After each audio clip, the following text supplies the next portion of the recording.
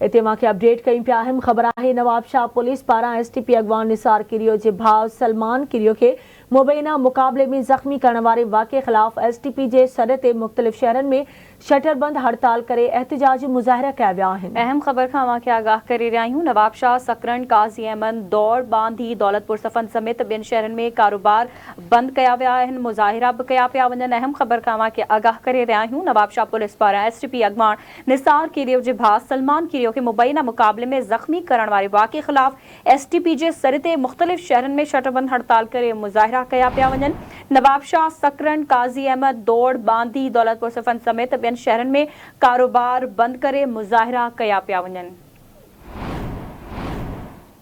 अहम ख़बर अवांखे ॾियूं पिया। नवाबशाह पुलिस पारां STP अगवान निसार किरियो के भाउ सलमान किरियो के मुबैना मुकाबले में ज़ख्मी करण वारे वाक़े खिलाफ STP जे सॾ ते मुख़्तलिफ़ शहरनि में शटरबंद हड़ताल कई वई है। इन हवाले से तफ़सील मालूम कंदासीं सकरन मां आवाज़ जे रिपोर्टर ग़ुलाम कादिर चांडियो खां।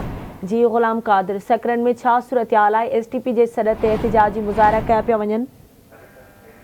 जी जीअं त STP पारां ॾिनल शटरबंद हड़ताल जे सॾ खां पोइ सकरन शहर में हिन वक़्तु मुकमल तौर हड़ताल आहे। शहर जे मुख्य बाज़ार, सोना बाज़ार, रेशम गली, नवाबशाह रोड, काजीमल रोड, महराब रोड में कारोबारी मर्कज़ मुकमल तौर ते बंद आहिनि। जॾहिं सकरन पुलिस पारां हड़ताल खे नाकाम करण जे लाइ मुख़्तलिफ़ हंध ते पुलिस मुक़ररु करे छॾी आहे। जॾहिं STP कारकुननि पारां हड़ताल खे कामयाब करण जे लाइ मुख़्तलिफ़ शहर जे रस्तनि ऐं रोडनि जो गश्त कयो वञे। जी ठीक है ग़ुलाम कादिर, वॾी महिरबानी अवांजी अपडेट करण लाइ।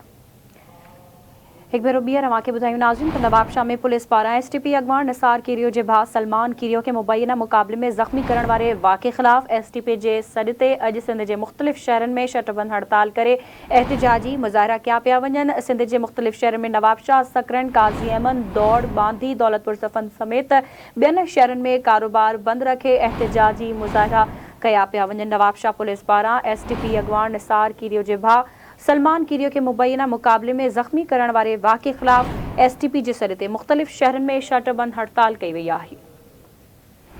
अपडेट कई पिया अवांखे अहम ख़बर है। नवाबशाह पुलिस पारां STP अगवान निसार किरियो के भाउ सलमान किरियो के मुबैना मुकाबले में ज़ख्मी करण वारे वाक़े खिलाफ STP जे सॾ ते मुख़्तलिफ़ शहरनि में शटरबंद हड़ताल करे एहतजाजी मुज़ाहिरा कया विया आहिनि।